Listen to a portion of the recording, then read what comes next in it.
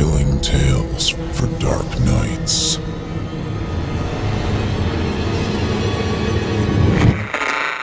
Want to make sure you never miss a Chilling Tales for Dark Nights video again? Be sure to subscribe and hit that bell to turn on notifications. The following program is a production of Chilling Entertainment and the creative team at Chilling Tales for Dark Nights, and a proud member of the Simply Scary Podcast Network. Visit simplyscarypodcast.com to learn more about this and our other weekly storytelling programs, and become a patron today to show your support and get instant access to our extensive archive of downloadable tales of terror. Thank you for listening, and enjoy the show.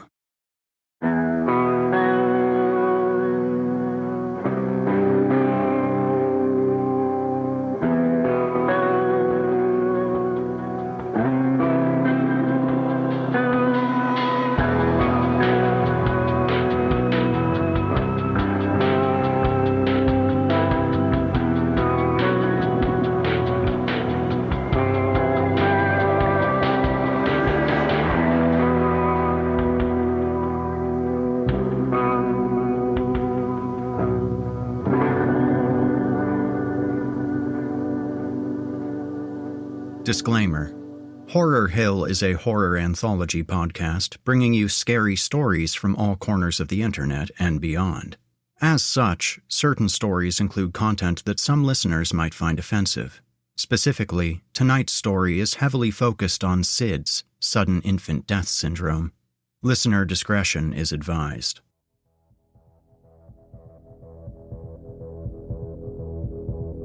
Hello there, listeners, and welcome back to Horror Hill. I'm your host, Erik Peabody, and tonight we have a brand new story from J.R. Hamantaschen, a regular here on the podcast. As with most of J.R.'s stories, this one has quite the title. There's a reason why only vicious Pitbulls and that asshole kid from Toy Story are named Sid. And, as with most of J.R.'s stories, the subject matter here is dark and personal. SIDS, Sudden Infant Death Syndrome. As is mentioned in the story's opening paragraph, the acronym seems almost intentionally horrifying. It's something that humans have contended with for our entire history, but we know surprisingly little about it. For Daniel and Teresa, in their mid-30s and with a brand new infant, it's one of a million things on their minds as they learn how to care for their child. But another infant in their apartment complex passed away from SIDS rather recently, and Daniel starts to become suspicious after talking with other parents nearby. Perhaps it is simply bad luck, or something that stems from an as-yet undiscovered medical cause. But maybe it's something else. You're listening to the free edition of this program. If you'd like to help support Horror Hill and also remove these pesky ads, head to chillingtalesfordarknights.com and click Patrons in the upper menu to sign up today. You'll get instant access to hundreds of ad-free stories, so what are you waiting for? Also, if you're watching on YouTube, do us a favor and drop a like and subscribe. Become part of our dark circle, listeners. And now, from author J.R. Hamantaschen, I give you, There's a Reason Why Only Vicious Pitbulls and That Asshole Kid from Toy Story Are Named Sid.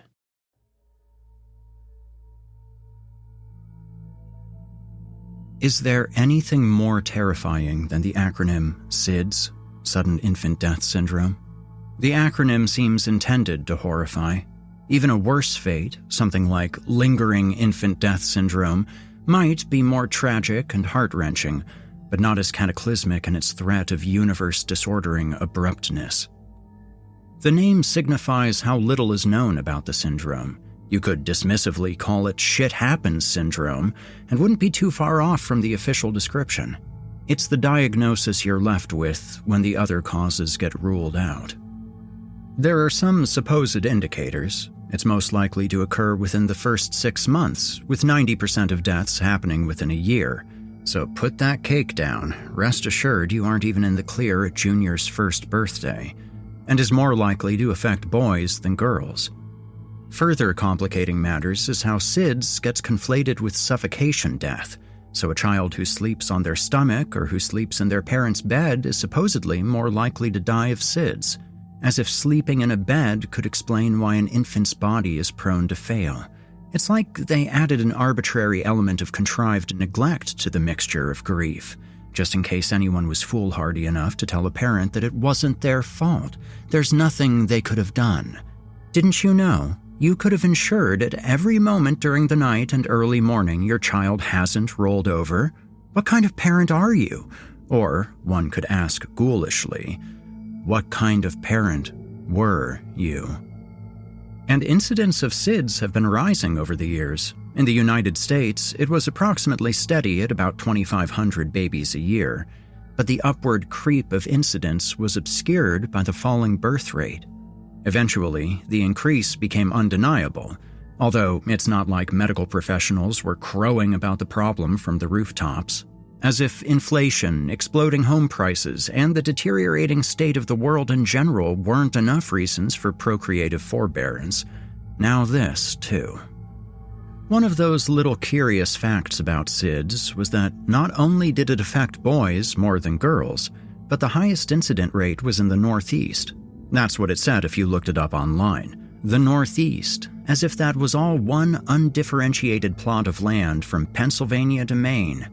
While the data hadn't been broken down yet at such a granular level, a budding Nostradamus may have foretold the region with the highest rate of SIDS was Queens County, New York City, the western part of Queens most of all. It was into this reality that 35-year-old Daniel Myers and his 34-year-old wife Teresa gave birth 3 months ago to little Nathan Myers in the western portion of Queens County, New York. It's remarkable how a realization can be so inspiring, mesmerizing, and banal. Looking at Nathan's little 3-month-old face, Daniel thought how wondrous, beautiful, and amazing was the love he felt for his little buddy. Yet, he was also simultaneously aware of how obvious and boring that would sound when expressed out loud. Of course you love your son, and of course your son, to you, is an unbelievable, transcendent miracle of creation. Those dimples, those big green eyes, that happy, chubby face, the only time 2 chins would be an asset. And Daniel could look at that face and simultaneously think about how much he loved this guy and loved having been able to take a month of paternity leave to spend with him, while also being glad to be back at work to get some time away. On top of that, there was an added layer of wishing he was still carefree enough to get shit-faced drunk from time to time. He missed drinking. He knew his wife missed drinking too, although not as much as he, and above all, she probably missed her coffee since she was breastfeeding. But drinking was fantastic. That's why it was so popular. That's really the self-evident reason why vices are so popular, because they beat real life. And with the round-the-clock responsibilities of work, hurrying home, helping out with the baby and bedtime, catching up on more work while Nathan slept, then just waiting for that inevitable late-night Nathan crying wake-up, it just made him miss how much of his 20s and early 30s was spent. Not exactly partying, but just drinking the edge off whatever edge needed leveling. But no more of that. Can't get drunk now. Not with a baby you're afraid to drop, or a baby you're afraid to roll over onto in the middle of the night. At least, in their greater apartment complex, which consisted of 6 buildings centered around a shared courtyard, they had company to share complaints with. 2 other families they knew had newborns, all going through shades of the same experience, meaning they were all wise enough not to say things like, "So, is he sleeping through the night yet?" There was Navdeep and Clara with 4-month-old Angelique, and Paul and Kim with 3-month-old Christopher. Angelique always seemed happy, and Daniel couldn't remember ever seeing her cry, and Christopher was huge for his age. They joked he was going to be a genius with a head that big. He was of the size that, if you found out his eventual nursery school was running an illegal baby fight club, after your initial shock, you'd be even more shocked if Christopher wasn't the reigning champion. Paul and Kim also had a 3-year-old daughter, Iris, and Daniel wanted to ask if those were their actual real names or their Americanized names. He suspected Paul and Kim to be Americanized names, given that Paul was from China and Kim was from Hong Kong, but Daniel didn't know them intimately enough to ask. They all had that tenuous relationship where they wouldn't be hanging out if it weren't for the babies. They would, when time and sleep schedules allowed, hang out in the courtyard for stroller walks, their respective kids of that age where they had no concept or concern for other babies, other than maybe the curiosity of seeing some other wobbly, gelatinous creature making the same confused faces back at them. It was the first weekend in March, and the winter chill was still in the air. Daniel, Navdeep, and Paul were walking around the courtyard with their respective lumps. Paul, having an older toddler, served as a general resource as to best practices and what to expect in the near future. He refused to give a definite answer as to when they could all expect things to get easier. "It doesn't get easier," he'd say. "Just different." "We moved Christopher to his own room. Trust me, it's worth it if you want any sanity. He has to learn to sleep on his own," said Paul. "We've talked about trying to introduce Nathan to his crib and his room," Daniel quasi-lied. The crib was set up, but Nathan slept in the bassinet in their room because best practices, that idealized Eden of a term, best practices, said you should have your infant sleep in the same room with you until he was 6 months old to reduce the risk of SIDS. Daniel didn't even really want to talk about this in the courtyard too loudly. He'd heard that another family in one of the other buildings had recently lost their newborn son to SIDS, but whoever that may be, he had no idea. He'd never brought it up with Navdeep or Paul because who wants to think about that? When you took your cooing or sleeping baby out for a walk, you gathered warm smiles and many people saying something like, "Enjoy, Dad." But sometimes he wondered if a smile appeared too brittle or if someone just kept their head down, whether he was passing by that rumored someone who had borne such an unimaginable loss. "Angelique usually ends up sleeping in our bed with us when it's like 2 a.m., and there's no way we can try and put her back to sleep," Navdeep confessed. He was pining for a similar confession from the others that they let their baby sleep in their bed, but he wouldn't be getting it from Daniel, whose wife made him swear not to tell others that they often did the same thing. "Whatever works," was all Navdeep got out of Daniel. Paul threw him a lifeline. "Yeah, we did that with our first, too."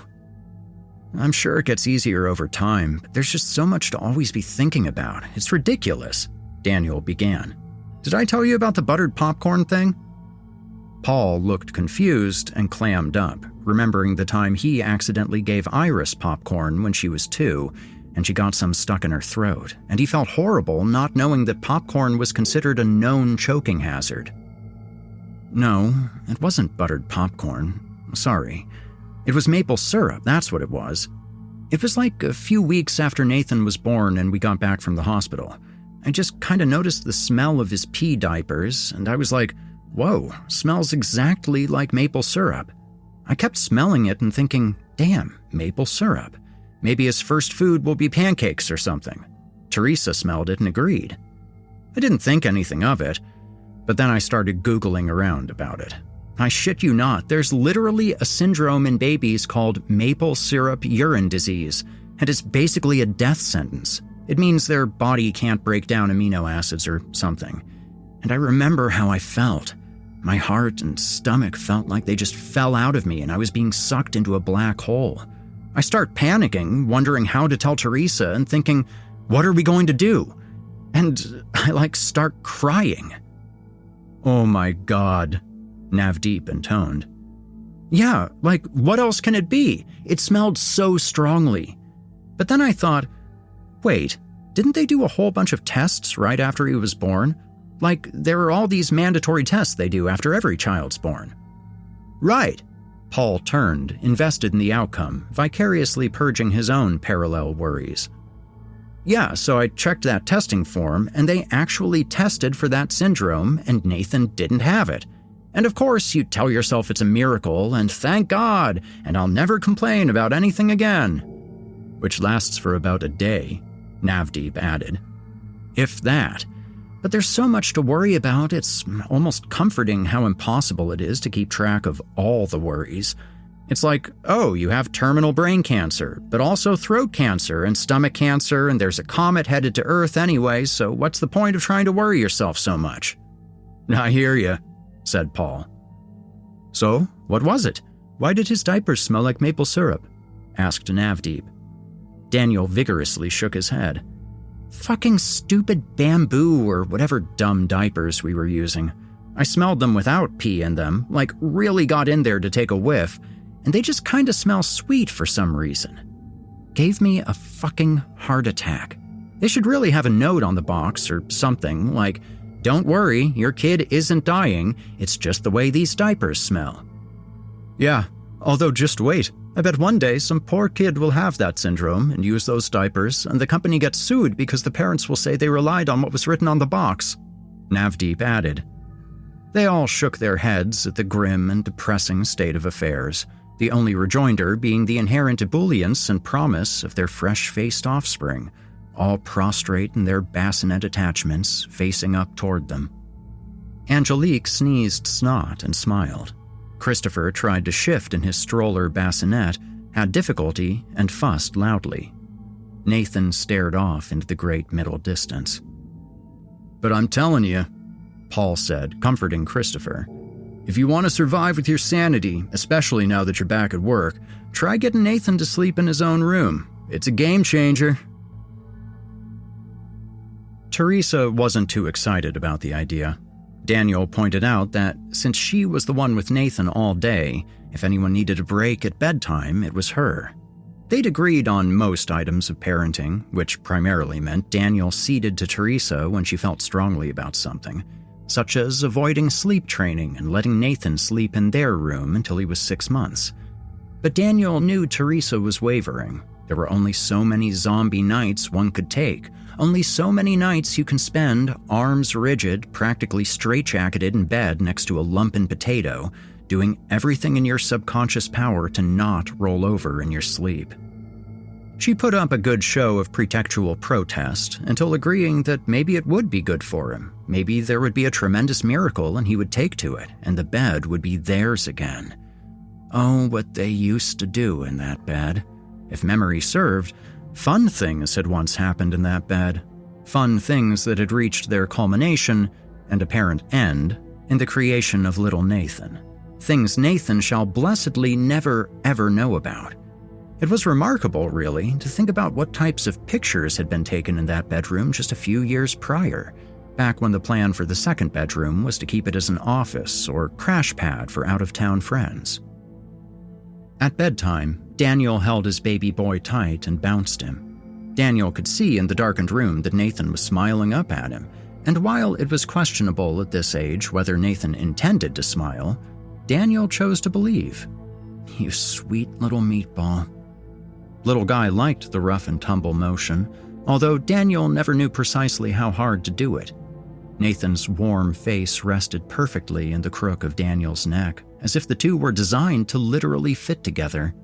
Daniel felt just a hint of wet on his neck, maybe just a drippy nose, but it was as comforting as being a boy and feeling the wet nose of an adorable puppy.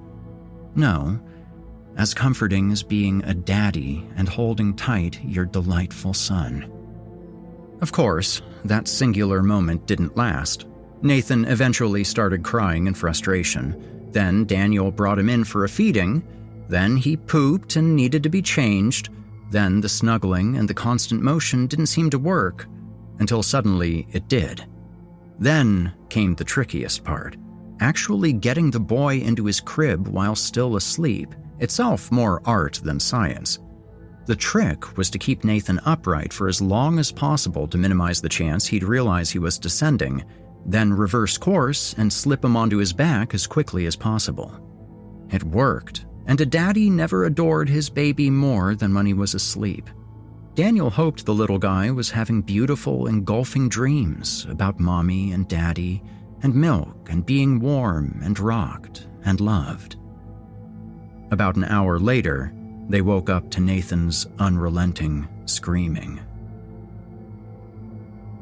Bleary-eyed and drained, slumped in his seat, Daniel looked around the subway car en route to what he hoped would be a formless day at the office. He was too exhausted for anything other than water-treading dithering. And while, of course, he knew he shouldn't, he felt morally blameworthy. Dad guilt. Nathan had been screaming, and while you could hear that and say, sure, of course, he's a baby. Babies scream and cry, what do you expect? There were evident variations of screams that you just never want to hear. You think a frustrated, overtired baby scream is bad? This was far worse. This was abject terror. The yelling had fumbled them both out of sleep as if giant hands lifted up the bed they'd been resting on and threw them onto the floor. Running into Nathan's room, he didn't know what to expect, but he expected the worst. Nathan throwing up or burning with fever, or some unthinkable tragedy, like that damned too-loose closet door crushing him in his crib, despite it being too far away for that to ever happen. But it was none of the above, just Nathan in his crib, on his back, flailing in panic. But why, or at what, who could know? Maybe just waking up alone in an unfamiliar setting? But he'd slept in the crib before a few times and it hadn't been like that. What if it was something in the air? How could they ever know? The polluted NYC air, the congestion, the hothouse apartments where you couldn't even control the heat, the churn and burn of the trains and the exhaust of all the vehicles, just getting into those tiny, fragile lungs. Daniel looked up at an ad across from him in the subway car, thought for a moment this must be some smart ad that changed based on what you were saying or thinking, then remembered this was New York, where they can't even get the trains to run regularly without breakdowns or signal delays. No way anything on the train would be that sophisticated. It must just be one of those kismet moments where the world reflects back at you what you've already got on your mind. It was a public service announcement for best sleep practices for children. It showed two pairs of beefy arms, ostensibly a mother and father, placing a baby into a crib with the text ABC, alone, on their back, in a crib or bassinet. He noticed that both parents' arms were heavily tattooed and rather haggard, and wondered what species of clientele this ad was designed to reach, like the fucking morons who'd been keeping their baby tied up in a burlap sack or stuffed in a sock drawer would see this ad and realize the errors of their ways. Daniel looked around and saw another ad further down the train, showing a somber, serious person with the advertising copy, "Don't be ashamed of your drug use. Be empowered you are using safely." "Fuck you looking at, faggot-ass bitch!" Daniel heard far behind him at the other end of the subway car. The age-old New York City balancing act of determining whether the ambient disturbance might directly affect you.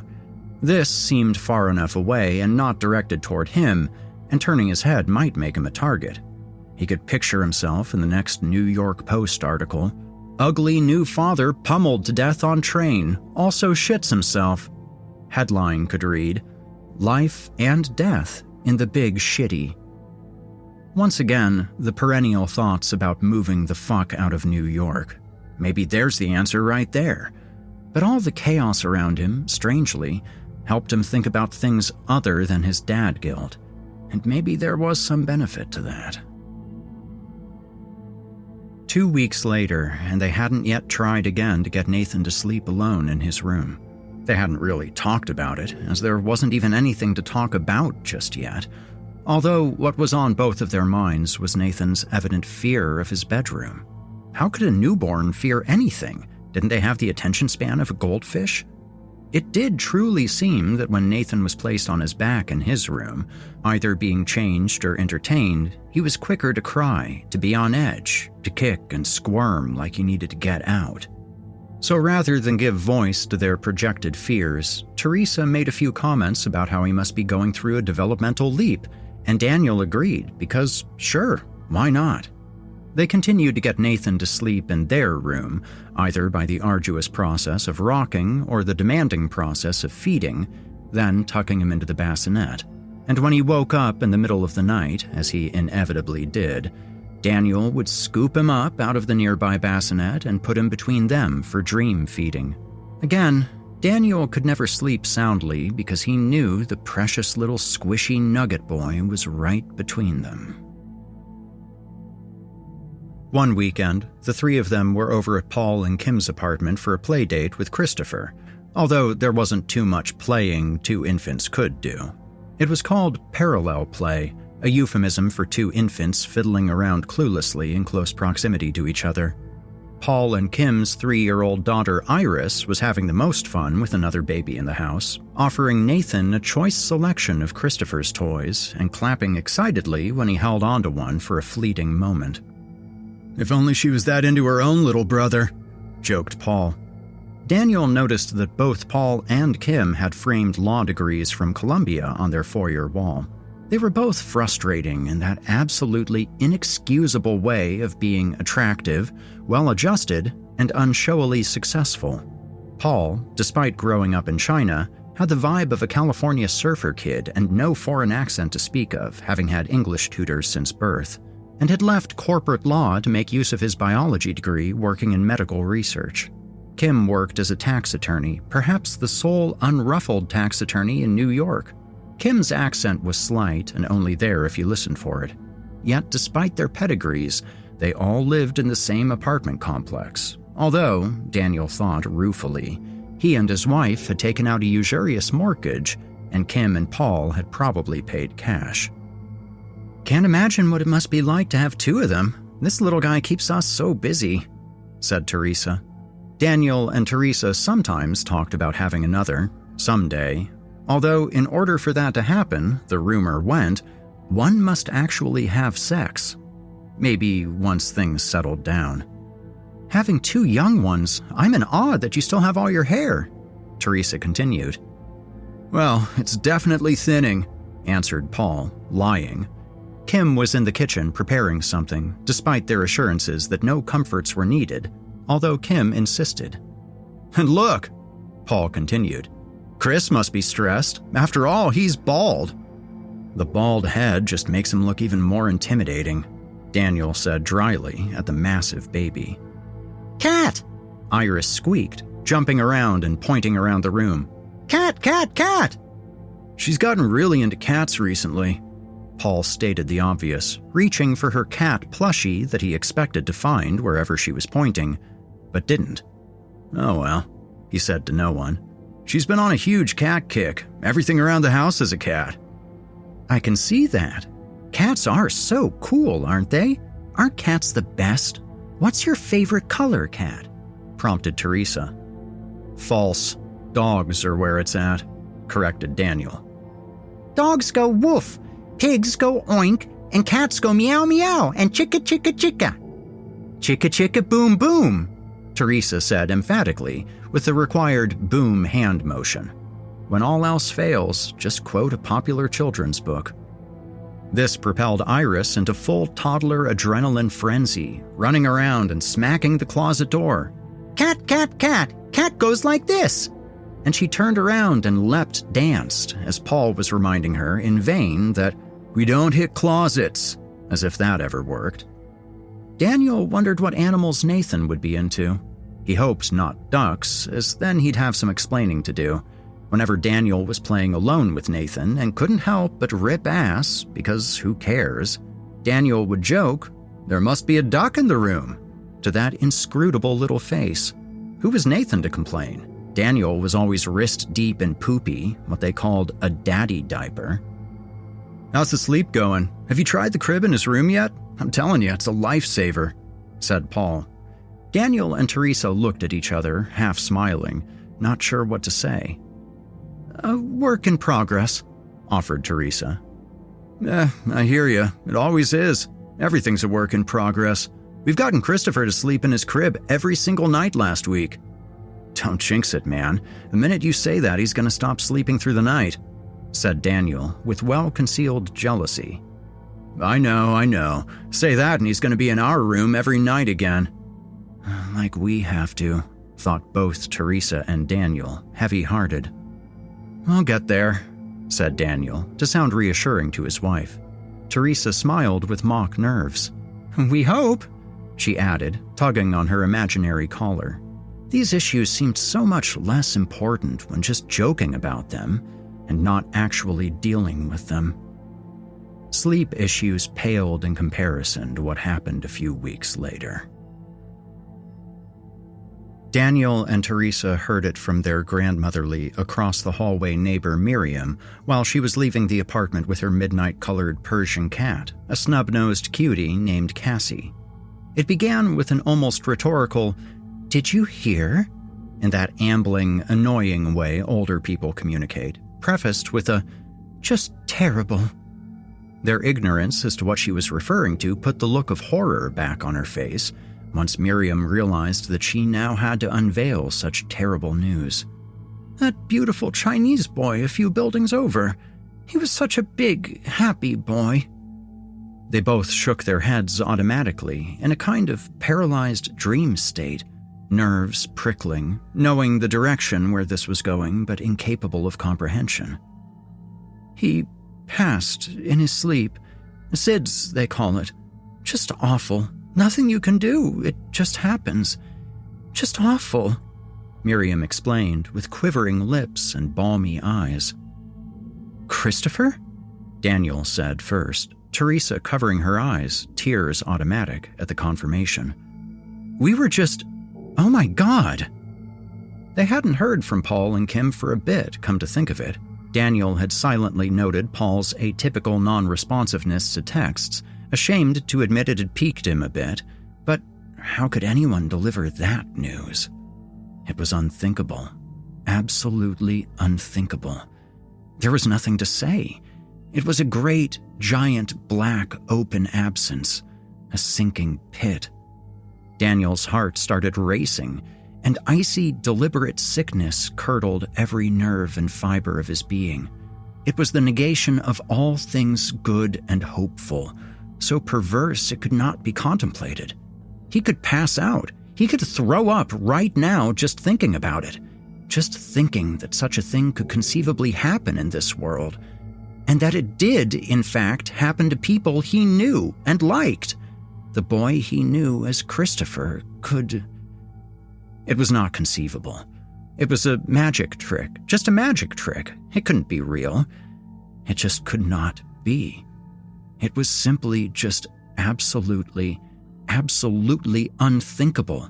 The kind of thing that justifies insanity, that almost demands insanity to survive. No one could say anything to Paul or Kim that would mean anything ever again. The world, for them, must have ceased to be. They never saw Paul, Kim, or Iris again. They'd moved, and it must have been immediate. Daniel and Teresa left them heartfelt cards, but what an unwitting mockery, how ineffective to the task could any card be.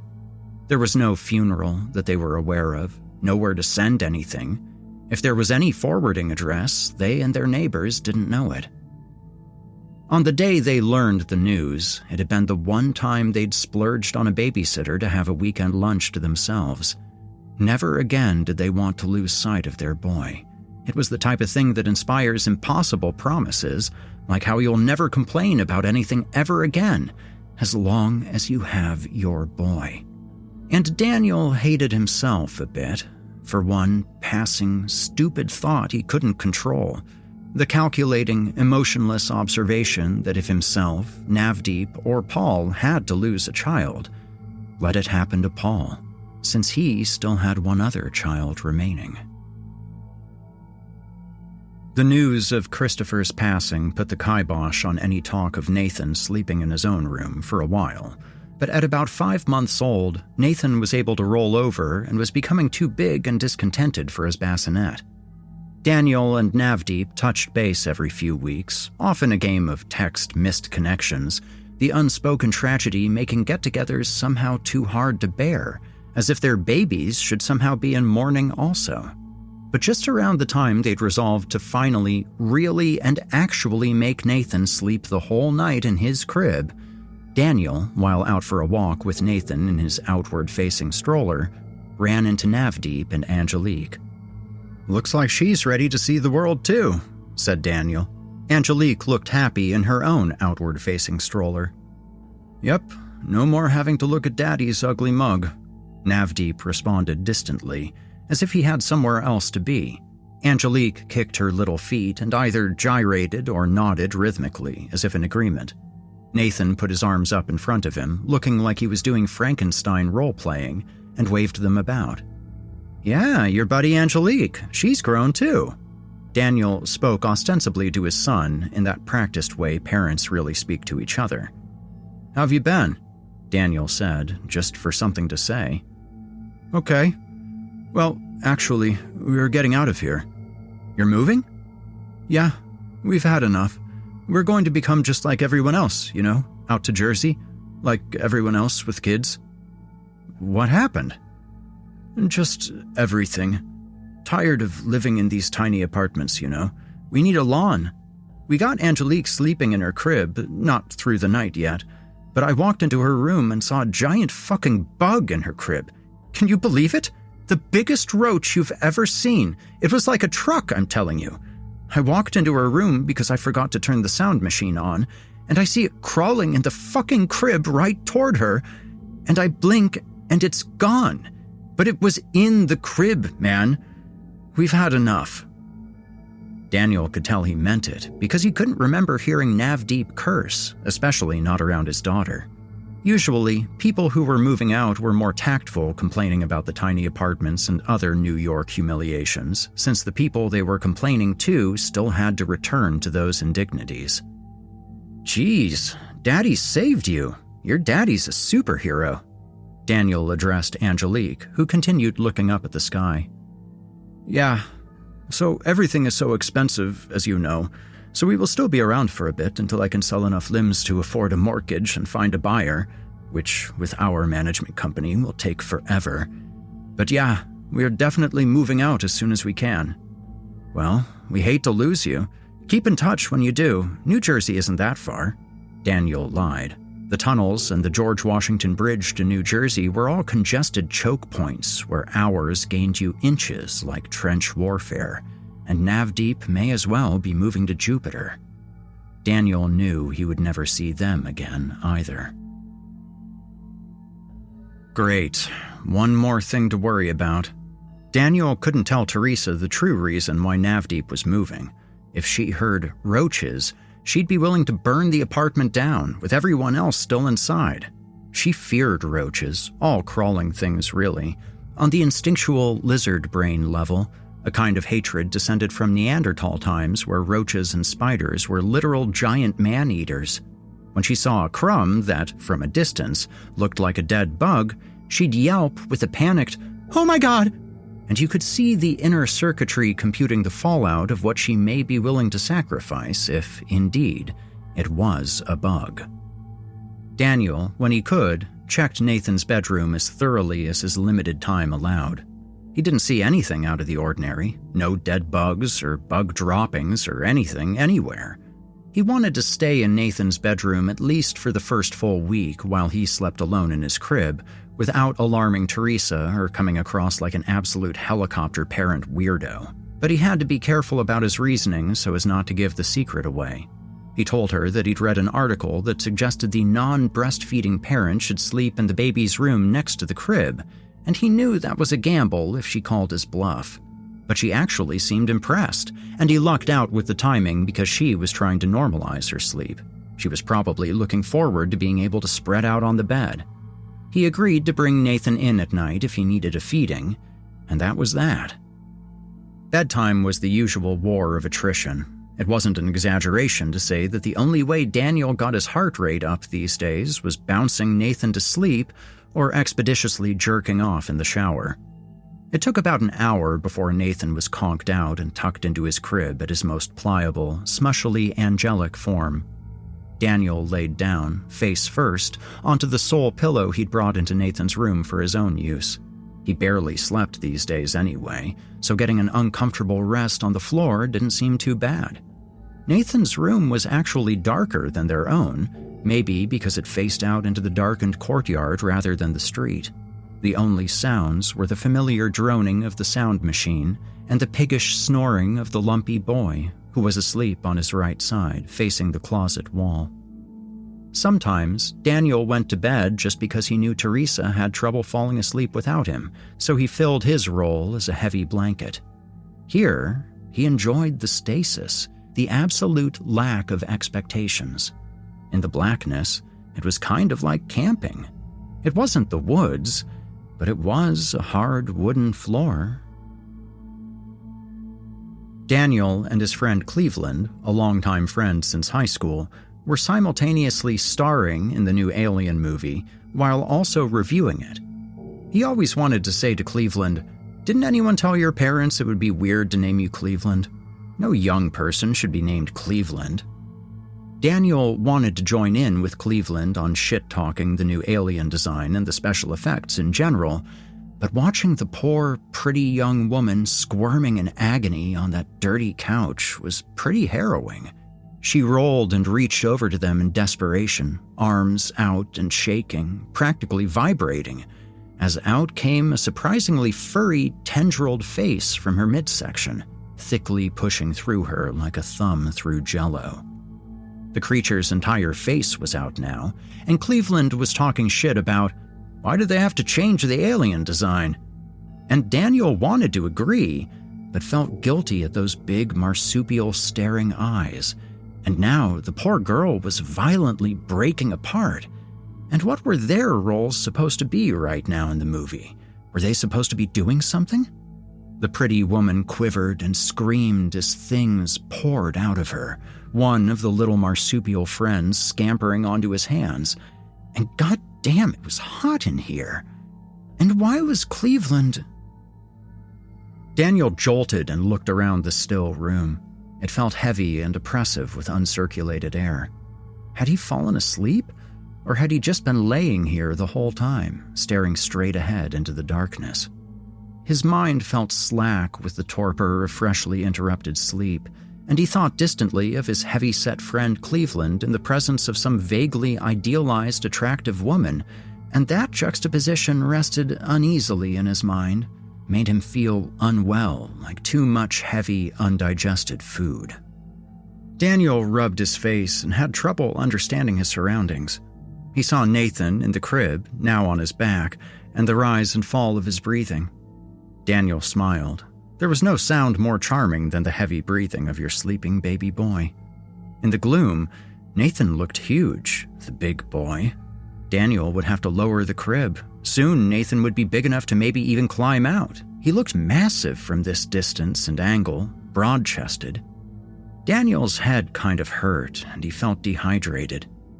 There was movement in the crib, but Nathan wasn't moving. Nathan wasn't that big. Daniel shifted on his arms, torn between that desire to never interrupt your sleeping son and an urgent need to understand his son's position in the darkened crib. There was a sudden... Yes, he saw it. An unmistakable, sudden bolting movement, like a piece of corporeal dark was stripped from the air and flung against the far wall.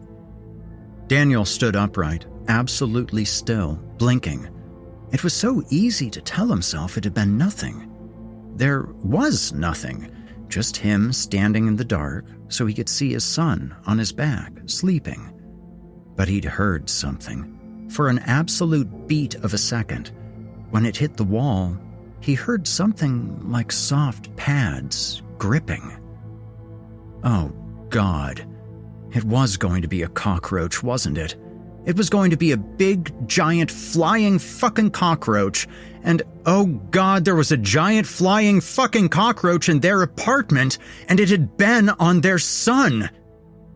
He was already impressed with himself how he was quieting down that panic, because what he'd seen must have been a trick of the dark and him groggily emerging from a dream state. Because what he thought he'd seen was bigger and thicker than a roach. And just before he realized that wasn't exactly a comforting thought, he thought bizarrely but so naturally of Iris with that slurred toddler elocution. Cats go meow and chicka chicka. Soft pads gripping, soft feet moving. Not like chicka chicka, but like something. And toddlers hear one thing and say another. Tap, tap, chicka chicka. To turn on the light or not, to glide with inertia, reassure himself of the obvious, that this was all a big nothing, because this was reality, the real world of New York City apartments. Just keep the light off and let your son sleep. You turn the light on and you wake him up and you destroy the night. And for what? There's nothing there. No, because you know that's all bullshit. Your stomach is telling you that wasn't a bug. But what could it be? You have no answer. And the time for thinking was over. Daniel pounded the light with his left hand. The speed and almost grace of what he witnessed. He turned his head to track something that practically flew across the floor, and he could swear it disappeared into the closet. Daniel was leaning forward into the closet, both wanting to figure it out but desperate not to, and he thought he heard a noise, almost like a hissing. It was so brief it could have been just some adjustment of steam in a pipe, and he dismissed it almost like he knew the hiss wasn't meant for him. But for who? He kicked at the corners of the closet like he was stamping at bugs he knew weren't there, like an order for his unseen interlocutor to come out and show itself. Daniel was in it now, lighting up his son's room and kicking at the walls. He was in it now, that's for sure. He better have a good explanation cooked up. Nathan stirred, that sleeping, eye-rubbing, wrinkle-faced baby stirring, where confusion delayed the cry, and he forgot about everything else and was so glad to be with his little guy again. Daniel scooped Nathan up, cradling him against his shoulders, soothing him. Teresa pushed open the door, bleary-eyed at the light. "You got him?" She hadn't understood or heard everything, Daniel realized, coming in just because she saw the light on and figured he was having trouble getting Nathan to settle. "Yeah, I got him." Daniel could save face. He could say nothing and just pretend to himself, because it was so easy and natural and expected to just keep pretending like he hadn't seen anything abnormal. He was still canvassing the closet, the room, looking nervous and suspicious, almost like a suspect telling the cops, sure, everything was fine, meanwhile keeping an eye out to make sure his partner got away with the stash. "I think we should get out of here tonight." Daniel came out and just said it, the point of no return. He knew he would need to choose his next words very carefully, always a tall order when soothing a tired baby. Fortunately, Nathan was calm in that liminal state, his awake body just a half step behind his sleepy mind. Teresa looked expectant in that terrified, frozen way when she already knew what was coming and was just antsy to get the confirmation. Bugs. He saw a roach. She knew it. I think somehow, Daniel was going to say that an animal had gotten in there somehow, but hadn't decided on which. And there was a scampering sound, wasn't there? Could everyone just stop for a moment? He needed to fixate and listen. Yes, there was a scampering in the walls now. He could swear by it. Very subtle, but he could hear it. "Daniel?" Teresa looked at him like straight, unadorned fear had turned corporeal and was about to burst from her chest, as if he was intentionally delaying an explanation just to torture her. "Daniel?" And she put her hands to her mouth. Whatever self-control she should exhibit to maintain calm in front of the baby was going to be wishful thinking. He knew he could never say this out loud around her, but it surely wasn't a coincidence that whenever he'd watched a video on YouTube about stoicism, there'd always been a man doing the talking. "It's okay," Daniel assured her blandly, a lost cause, just hoping she wouldn't rile up Nathan, who was back to sleep. He was afraid to turn off the light, he realized, because with the light off, what would they do? Navdeep, he thought. Angelique slept in a crib by herself in her room. She wasn't safe. Daniel knew he was spiraling, galloping to bizarre conclusions by leaps and bounds, sleep fatigue blitzing his brain. Iris and the kitty cat in the closet. Her poor baby brother. Angelique and the mysterious bug. SIDS. It made no sense, but he was telling himself, "Get out." Daniel was subconsciously replaying what he'd seen, and it had been a shape moving toward Nathan, a furry, lithe shape that was going to smother him. He'd successfully panicked himself. "Let's go into our room with him. He can sleep with us." Daniel compromised without thought, buying time to think. Get him out of this room, he thought. Have us both watching over him. Maybe sleep with the light on. Tell her it might scare away any bugs until tomorrow, and then we can get out of here. No, get out of here tonight, he thought. Get out of here now. Here, can you take him into the bed? Daniel asked, handing Nathan off to her, and she took him without complaint. Maybe delicately caring for her son would focus her mind on something productive. I just want to check on something, Daniel said, thinking of what he could grab just in case. Just in case what? He had to think. Couldn't grab a frying pan. That would be crazy. Heavy shoe, maybe? A blunt weapon and cleaning spray, he thought. He once used cleaning spray to take down a flying roach years ago, mucked up its wings. He was too tired to be thinking entirely straight, but he knew they kept the cleaning spray in the bathroom vanity. They'd moved it from the bottom of the kitchen cabinet in anticipation of when Nathan would start opening doors. He turned on the light in the cluttered small bathroom, saw a slim paper towel roll on the shelf above the toilet next to the toilet paper, and by the sink, among the deodorant and nail polish and the toothbrushes, there crouched, about a foot tall, a grotesque, furry thing, pencil neck distended, reptilian black tongue circling the top of an open tube of toothpaste, chewing laboriously and inefficiently, a creature evolved to take its time, not designed for the light. Time stopped. His blood froze, and in that bright burst of light, there was a miscommunication between what he saw and what his brain could comprehend. The first thought, bizarrely and pathetically from his past life of watching movies, was that this special effect looked so real. The creature kept working on the toothpaste, now lifting it in a small hand obscured by its fur. And God, was it ugly. It was repulsive, more like a bug than a cat, though it did, he saw, have cup-shaped, pointed-tipped ears. Daniel held his breath, looking around quickly for some type of weapon. He saw nothing and wondered why the animal didn't just flee in the light. He was encumbered by so many thoughts, what to do, ruminating over some deeper knowledge that this wasn't the same creature that had been in Nathan's bedroom. Hissing. There'd been a hissing. And he heard a scream coming from his bedroom. Teresa. Thankfully, he thought instantly, better than the desperate, helpless scream of his son. Daniel! Immediately following came the groggy, frustrated cries from his son. There'd been a hiss. He had heard it. The game was up. The thought sailed atop the rising panic. The game was up, and they knew they'd been caught and were coming out in full force. The beast at the sink was looking at him, still holding the toothpaste, showing no sense of nocturnal panic. It lurched slightly forward, and two things happened simultaneously.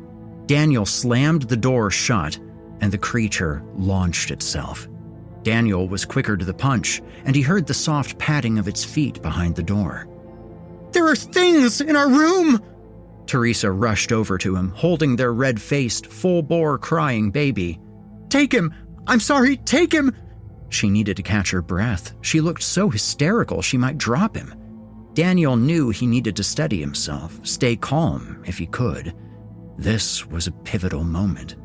Teresa made the majority of the meals, did most of the planning, the logistics, was usually even better at staying calm when Nathan was sick, or it was unclear why he was upset. She was generally capable in most things, but not moments like this. We gotta get out of here. Just get out of here. And once we're out of here, warn Navdeep. Daniel was muttering to himself for no purpose. It's okay, little buddy. It's okay. He jostled Nathan over his shoulder. He couldn't stand to see the little guy's slit-eyed, tear-stained face, flushed tomato red with that big, gaping, crying mouth. A howling baby never made anything easier, and of all the chaos going on around him, it was that shrill, gut-wrenching crying that most set his frazzled nerves aflame. Babies evolved to be cute, because if they weren't, our ancestors would have thrown them off a cliff the first instance they let out one of those shredding cries. Teresa unthinkingly turned on the living room light, and meant to scream, but there was a pause where she simply couldn't breathe, where her face did the screaming for her, and when it finally came out, a beat or two after she'd intended, it had redoubled in volume. 2 of them, upside down on the ceiling, one on the couch, another coming down the wall. "Take him! Take him!" Daniel shoved Nathan into her arms, football style. He ran into the kitchen and came back a second later with a meat cleaver. Thank God it was actually in the drawer where it was supposed to be. He ran back to where he'd been standing, in between his family and the things. His mind told Teresa to shut up in case she fretted about the meat cleaver being too close to Nathan. Now's not the time. Although she wasn't saying anything, just curling Nathan into her to better protect him. These things weren't backing down, he realized, and they weren't being particularly subtle. The lights were on in the apartment. Why weren't they fleeing? Alley cats flee in the light, and fucking roaches flee in the light. Maybe they weren't used to being caught, this being some kind of territorial impulse, or some swarm reflex, or just simply uncharted territory. They were still, gauging him. He heard a scuffle under the bathroom door, that weirdly distended, dark, feline, buggish head peeking through so nonchalantly, the rest of it following like it was nothing. "Fucker!" Daniel yelled, and slam went the butcher knife. And holy fucking shit, he got it while it was still navigating under the door, right in the fucking neck. It hissed, screamed, and shot forward. He panicked in fright and anger, the way you do when you swing at a cockroach. We're sure you got it, but somehow now it's across the room. But no, the only part of it that shot forward was its fucking head. He'd gotten it with such force that its elongated head shot forward on the ground in a clean break, the area under the bathroom door so quickly full of blood it was like a magic trick. "Oh!" Teresa yelled nonsensically, shielding Nathan. Daniel's heart pumped with unnatural vigor, and he felt healthy for the first time in forever. He wanted to yell, "Did you fucking see that?" because he liked nothing more than credit from his wife that he was doing a good job. He swung the butcher knife with both hands at the nearest creature on the couch. He had to swing low since the couch was below him, and the animal parried easily, and now there was no turning back. He was fucking in it. This was war. The 2 on the ceiling began to run warily, but the one on the wall climbed halfway down and then launched itself at him.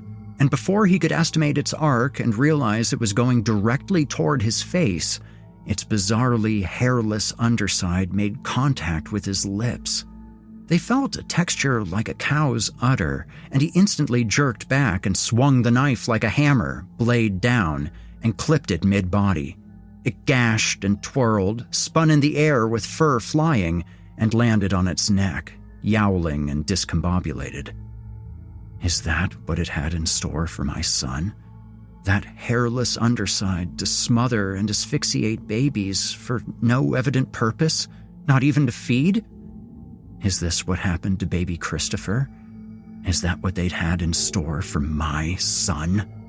He was stomping the little bastard, mangled body and crunching bones not stopping him. Daniel grabbed his wife with his free arm, hugging her and Nathan, and led them to the front door. Part of him wanted to push them out of the apartment, come back here and see how much of the job he could finish. But his wife held on to him, and he could see his son's crying turning more to confused interest at the spectacle around him. This was going to be quite the story for the little guy. Teresa unlocked the apartment door. Daniel had his back to her, eyes on the horde, spreading out before him in a half circle. One of the creatures, fur less pitch black and a bit mangier than the others, approached and sniffed at the shattered corpse in the living room. As if to pop the balloon of his dormant machismo, he saw, in the corner of his right eye, more of them coming out from the darkness that led to their bedroom. 4 of them at least, with more coming. "Okay," he said, keeping an eye on everything as best he could, half not believing they were actually getting out the front door. They were making it. They were actually going to make it. Teresa was out the door now, Nathan cradled in her arms, no longer crying, but back to looking sleepy. Now Daniel was out the door too, exhilarated, the door slamming closed. Teresa was going straight for the elevator. It was lighter out than he realized. The normal, real-world day must be starting. Daniel was thinking tired, nonsensical thoughts, and he turned, and oh shit, he punted the creature crouched right in front of him. "Cassie!" Miriam, their elderly, across-the-hall neighbor, yelled.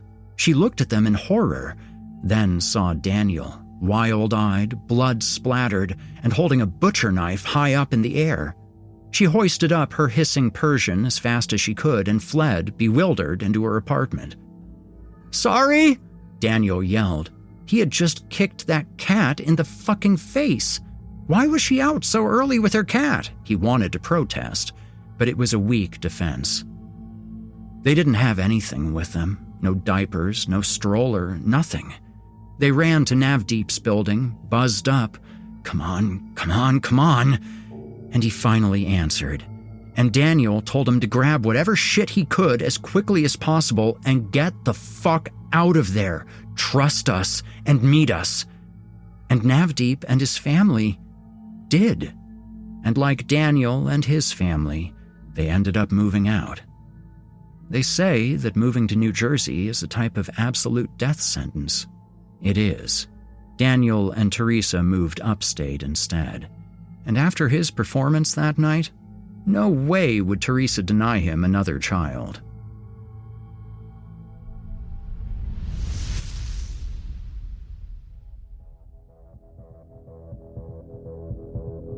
You've been listening to There's a Reason Why Only Vicious Pitbulls and That Asshole Kid from Toy Story Are Named Sid by J.R. Hamantaschen.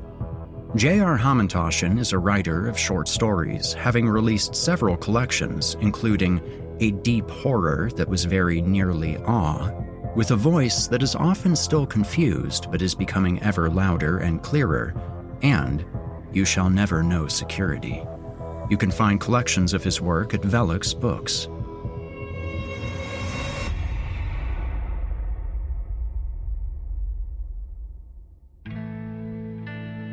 Wow, a story with a positive ending for a change.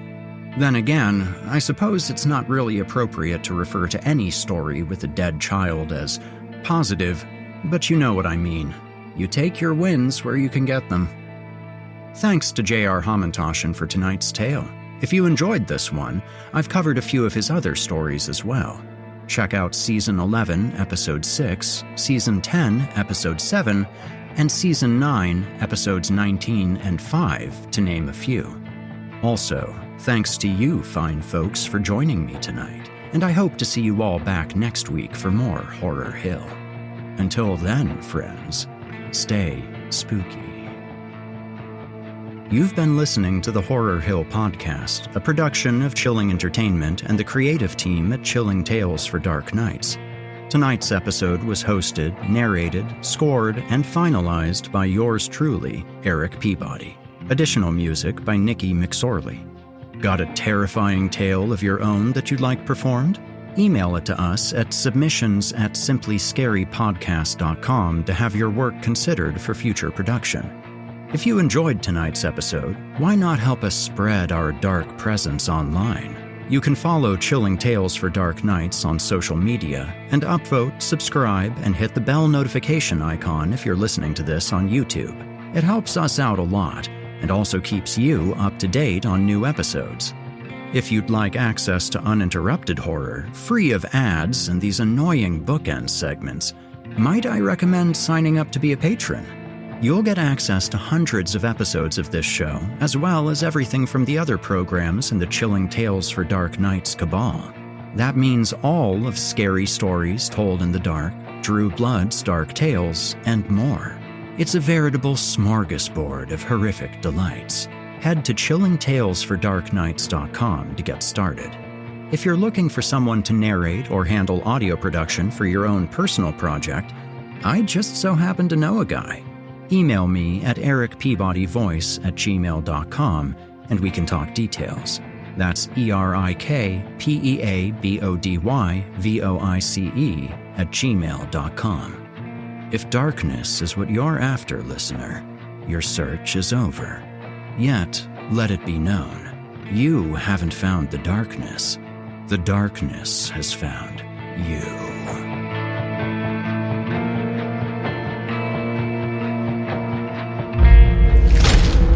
Chilling Tales for Dark Nights.